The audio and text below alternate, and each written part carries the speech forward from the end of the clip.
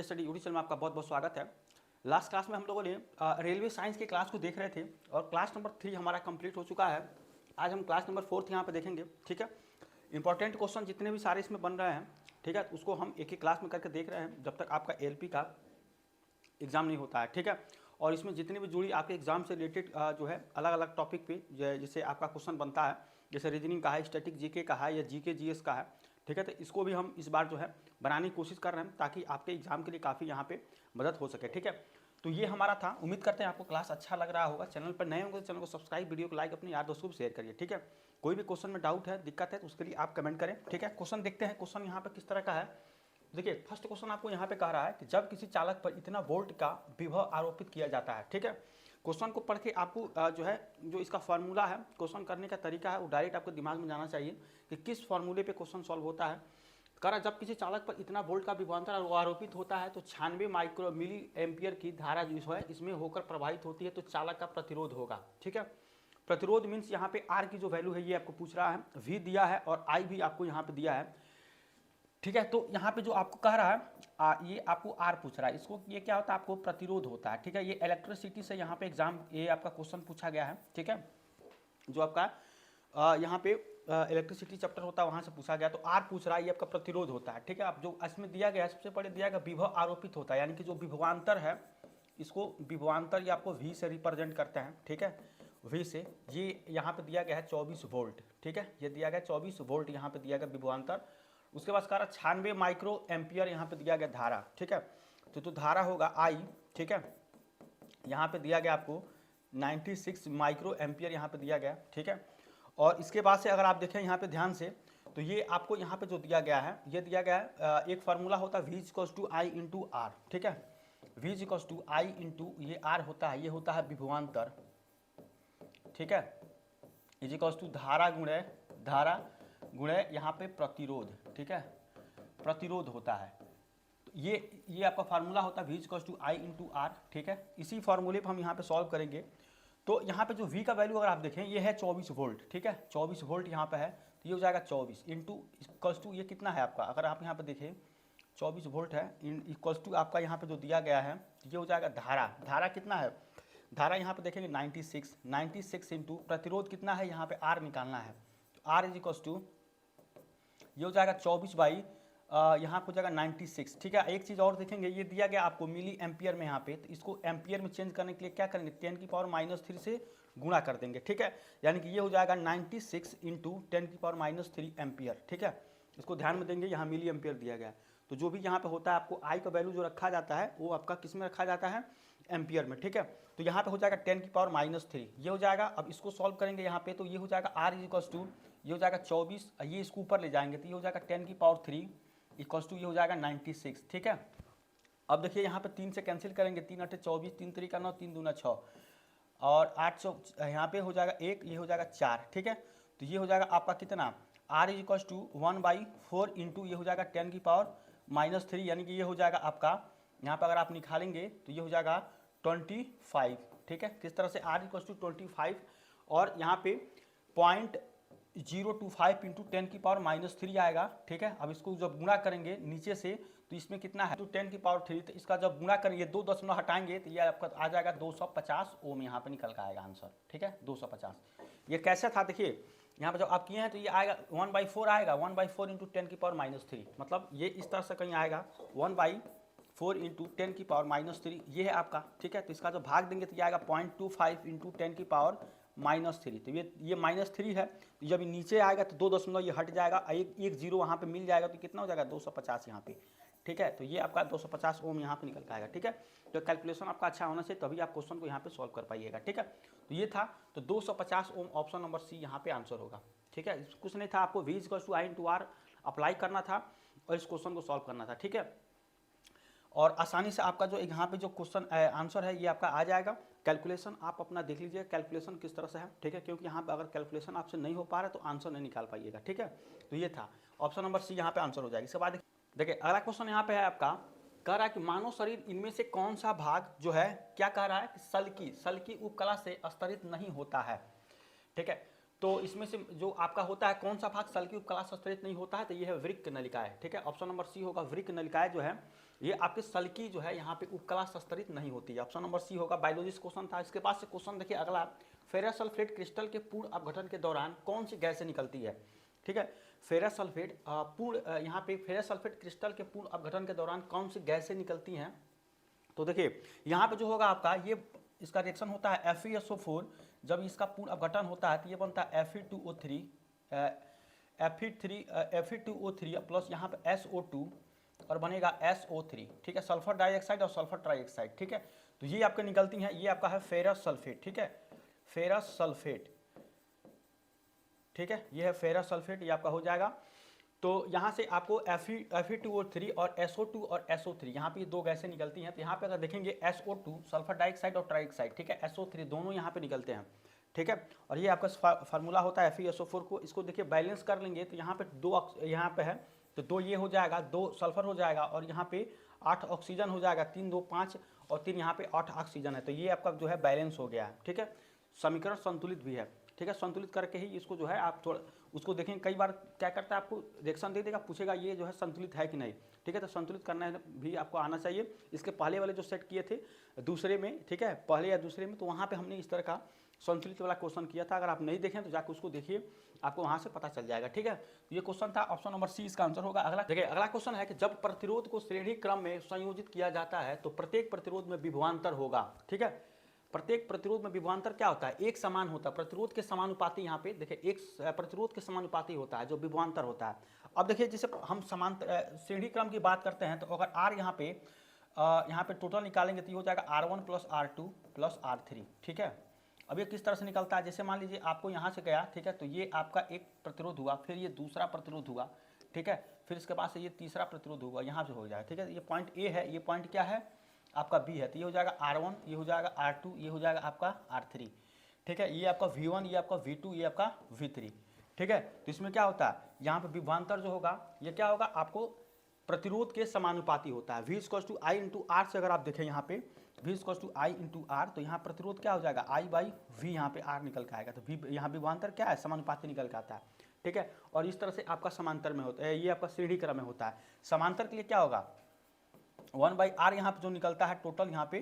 ठीक है, तो ये कितना निकल के आता है 1/R1 प्लस 1/R2। ठीक है, प्लस 1/R3। ठीक है, तो ये आपका निकल के यहाँ पे आता है। ये आपका आंसर होगा। ये आपका समांतर के लिए होता है। ठीक है, ये होता है आपका समांतर और ये आपका होता है श्रेणी के लिए। ठीक है, ये आपका श्रेणी क्रम के लिए होता है। तो इसको यहाँ पे खासा ध्यान रखेंगे। जो फार्मूला आपका है श्रेणी क्रम में जो आपके रेजिस्टेंस होते हैं वो आपका जो R टोटल निकल के आएगा R1 plus R2 plus R3 होता है। समांतर के लिए 1/R1 equals to 1/R1 plus 1/R2 plus 1/R3। अगर 3 यहाँ पे आपके जो है यहाँ पे R का वैल्यू दिया गया है, ठीक है, रेजिस्टेंस जो दिया गया है उसके हिसाब से हम यहाँ पे समांतर और श्रेणी को यहाँ पे देखते हैं। ठीक है, तो ये फार्मूले को हम कई बार इसको देख चुके हैं। इस पे क्वेश्चन और भी आगे हम देखेंगे। ठीक है, जो आपके न्यूमेरिकल टाइप के जो क्वेश्चन होते हैं। ठीक है, तो इसमें भी दोनों हम थ्योरी और न्यूमेरिकल दोनों यहाँ पे देखते हैं। ठीक है,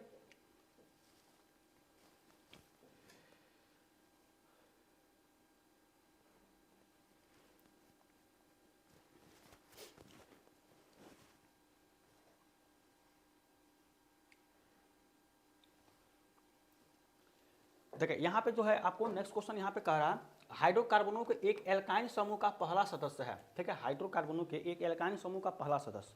तो आपको पता है हाइड्रोकार्बन में कितने होते हैं आपके, यहाँ पे एल्केन होता है। ठीक है, एल्केन होता है। ठीक है, एक होता है एल्कीन होता है। ठीक है, एल्कीन होता है, एक होता है एल्काइन। ठीक है, एल्काइन होता है। तो इसका फार्मूला क्या होता है, ये होता है CnH2n+2। ठीक है, इसका होता है एल्कीन का CnH2n और ये कितना होता है CnH2n-2।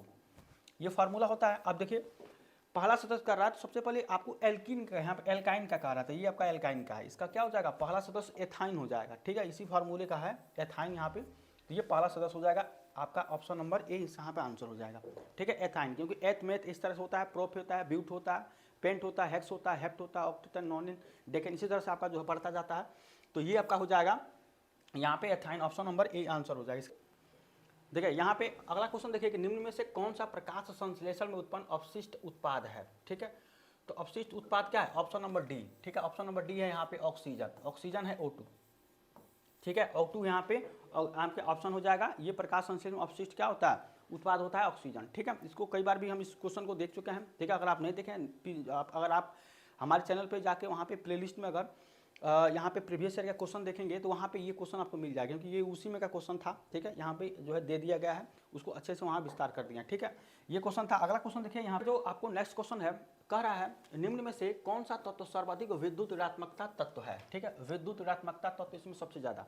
अब देखिए सबसे ज़्यादा जो होता है वहाँ पे विद्युत ऋणात्मकता कौन होता है, फ्लोरीन होता है। ठीक है, उसके बाद से क्लोरीन होता है, ब्रोमीन होता है और आयोडीन होता है। ठीक है, ये जो फ्लोरीन फैमिली के जो आपके जितने भी एलिमेंट होते हैं, ये सब सारे आपके पी ब्लॉक के एलिमेंट होते हैं। ठीक है, पी ब्लॉक। तो इसमें आपका फ्लोरीन तो दिया नहीं है, इसके बाद से क्लोरीन दिया गया है। ठीक है, 3.5 के करीब इसका होता है। तो यहाँ पे सबसे अधिक ये हो जाएगा आपका क्लोरीन। ठीक है, एटॉमिक नंबर इसका कितना होता है, तो ये होता है आपको 17 और यहाँ पे 35.5 इसका कितना होता है, एटॉमिक वेट होता है। ठीक है, तो ये भी एग्जाम में पूछा जाता है किस ब्लॉक का है, तो ये पी ब्लॉक का होता है, एटॉमिक नंबर 17 होता है और यहाँ पे एटॉमिक वेट 35.5 यहाँ पे होता है। ठीक है, इसको भी याद रखेंगे। तो सर्वाधिक विद्युत ऋणात्मकता क्लोरीन यहाँ पे होगी, ऑप्शन नंबर डी हो, बी हो। देखिए यहाँ पे जो अगला क्वेश्चन है, इनमें से कौन सा मुद्दा जो है बड़े बांधों से संबंधित समस्या नहीं है। जो बड़े बांध होते हैं उससे संबंधित नहीं होता, कौन सा नहीं है, तो वनों कटाई और जैव विविधता की हानि, ये आपका जो है आपका बी ऑप्शन है, लोगों का विस्थापन, ये भी है, सिंचाई के लिए जल का संग्रह। ठीक है, तो ये आपका नहीं होगा, मतलब ऑप्शन नंबर सी इसका आंसर होगा। सिंचाई के लिए जल का जो संग्रह होगा ये इसका समस्या नहीं है, ऑप्शन नंबर सी होगा। शामिल लागतों की तुलना में कम लाभ, ये भी आपका यहाँ पे जो है, ये आपका कह रहा है किसमें से कौन सा समस्या नहीं है, तो ये हो जाएगा आपका सिंचाई के लिए जल का संग्रह, ऑप्शन नंबर सी यहाँ पे आंसर होगा। ठीक है, अब देखिए अगला क्वेश्चन यहाँ पे, एक रासायनिक समीकरण में तीर का सिरा किस ओर इंगित करता है। ठीक है, जो तीर का सिरा है रासायनिक समीकरण में वो किस ओर इंगित करता है, इसको बताना है। तो सबसे पहले तीर का सिरा, तो देखिए सिरा एक होता है आपका, ये से मान लीजिए a+b से आपको बन रहा है यहाँ पे ये, तो ये सिरा हो जाएगा यहाँ पे C+D। तो ये क्या बनेगा, देखिए ये आपका होता है उत्पाद, यहाँ पे होता है ये अभिकारक होता है। ठीक है, अभिकारक, और ये क्या होता है, ये आपका उत्पाद होता है। ठीक है, प्रोडक्ट जो बनता है, तो ये किधर आपका इंगित करता है, तो उत्पाद की तरफ। ठीक है, प्रोडक्ट की तरफ जब भी।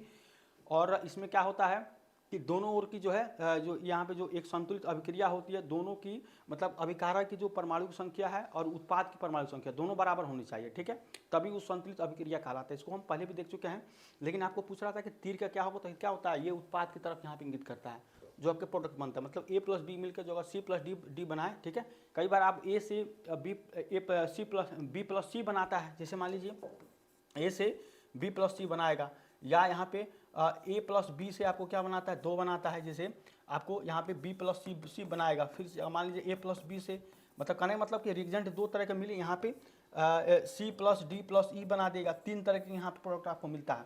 तो ये आपको अलग अलग तरीके के यहाँ पे ये होता है उत्पाद और वो, लेकिन आपको जो पूछा गया था कि तीर का सिरा किधर होता है, तो ये होता है आपका उत्पाद की तरफ। ठीक है, उम्मीद करते हैं आपको समझ में आएगा। ऑप्शन नंबर यहाँ पे बी आंसर होगा। अगला क्वेश्चन देखिए, यहाँ पे अगला क्वेश्चन यहाँ पे दिया गया है, काफी अच्छा क्वेश्चन है। यहाँ पे देखेंगे, कह रहा है मोटर के आर्मेचर में घूर्णन की दिशा किसकी सहायता से ज्ञात की जाती है। अब देखिए मोटर की तो दिशा होती है, सबसे पहले देखिए ये आपका यहाँ पे ये आपका अंगूठा है, एक ये आपका एक उंगली है, एक उंगली ये है। ठीक है, इस तरह से मिलता है।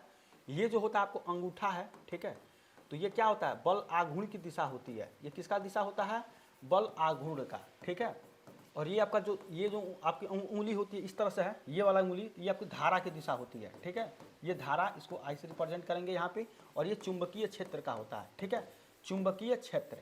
ठीक है, मैग्नेटिक फील्ड जो होता है चुंबकीय क्षेत्र की दिशा होती है। ठीक है, तो इस तरह से आपको किस पे किया जा सकता है, फ्लेमिंग के बाएं हाथ के नियम से। यही आपको पूछ रहा था कि मोटर की आर्मेचर के घूर्णन की दिशा फ्लेमिंग के बाएं हाथ की सहायता से ज्ञात की जा सकती है। ऑप्शन नंबर बी यहाँ पे आंसर होगा। ठीक है, फ्लेमिंग के बाएं हाथ के नियम के अनुसार यहाँ पे ज्ञात की जाती है। ठीक है, उम्मीद करते हैं आपको समझ में आया होगा। ये वाला क्वेश्चन काफ़ी अच्छा था। ठीक है, इसी तरह से आपको दाएं हाथ में भी क्वेश्चन पूछता है, इसको पिछले जो हम क्लास दिए थे उसमें बता चुके थे। ठीक है, यहाँ पे बाएं हाथ का हो गया। ठीक है, ये क्वेश्चन था। अगला क्वेश्चन देखिए यहाँ पे कि फ्लेमिंग के मेंडेलीव के आवर्त सारणी के ने तत्वों के परमाणु द्रव्यमान और उनके बीच के संबंध का परीक्षण किया। ठीक है, केवल रासायनिक गुणधर्मों पर, केवल भौतिक गुण में, भौतिक और रासायनिक गुणधर्म दोनों पर। ठीक है, यहाँ पर देखेंगे ऑप्शन नंबर डी इसका आंसर हो जाएगा। ठीक है, भौतिक और रासायनिक गुणधर्म दोनों पर जो है मेंडेलीव ने यहाँ पे तत्वों की जो उसके उनके द्रव्यमान और परमाणु द्रव्यमान और उनके बीच संबंधों का परीक्षण किया था। ऑप्शन नंबर डी इसका आंसर हो जाएगा। ठीक है, अब देखिए अगला क्वेश्चन यहाँ पे है। देखिए नेक्स्ट क्वेश्चन आपको यहाँ पे कहा गया कि एक पारिस्थितिकी तंत्र की खाद्य श्रृंखला और उसमें होने वाली ऊर्जा प्रवाह से संबंधित कुछ कथन नीचे दिए गए, गलत कथन का चयन करिए। ठीक है, जो गलत कथन है उसको चयन करना है।